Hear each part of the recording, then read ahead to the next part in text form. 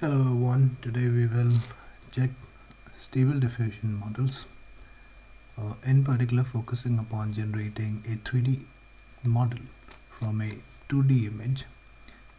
So stable diffusion kind of provides these three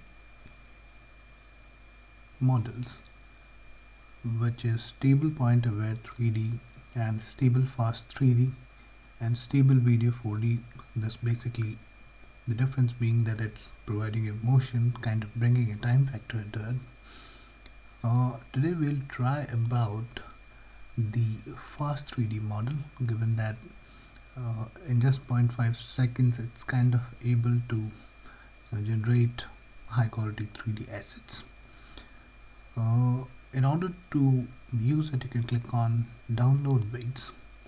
Once you click here, it brings you to the stable fast 3D transformers page, where it has the details relevant to how you can try it by giving a look at GitHub repository. So that's what we'll be visiting here next. Now if you check this out, the instructions are pretty clear here. We need to have Python 3.8 with an optional CUDA environment. It will run on CPU 2 if you do not have GPUs to run it on. So what we need to do is we need to clone this repo out, then install the requirements, and we'll need to access this model because it's you need to log in into Hugging Face and give it the required permissions and some information, and that's pretty straightforward without any particular challenges in that aspect, because it gives you when you fill that information out, it gives you pretty quick access to it. So let's check this out into the repository. But one of the other steps is that if you're using CPU specific, you'll need to go to the PyTorch site and check out the options, which is very specific to your environment. Mine is a CPU, so I've just chosen this particular command here, and now I'll show you the particular steps which I've done here. First is I've cloned the repository, which you can see it shows me here. Now then I've installed the requirements. When you install, you don't need to restart your particular kernel session. This is the PyTorch module dependencies, which are very specific to the CPU which I have. You can run these two commands to see if you have NVIDIA GPUs and which version of CUDA is installed for you, which are not available for me. Then there's also an availability to see and try these models out using Gradio, which is a user interface which allows you to check this out through a very good front-end interface. The next thing we are doing here is we are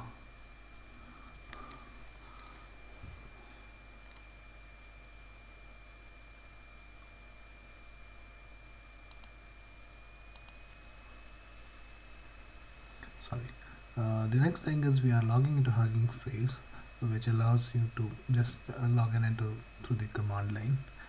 And if you see, this is the command which we need to run, which is cd into the clone repo, execute the run.file by providing it the input files.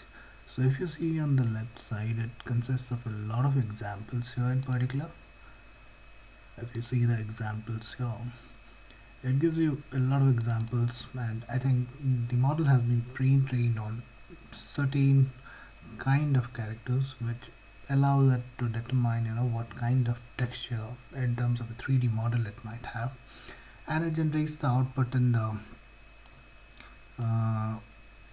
directory. And remesh option is something which allows you to specify kind of the geometry, if you might, kind of a triangle topography, a quad topography, or if none is the by default, it doesn't use.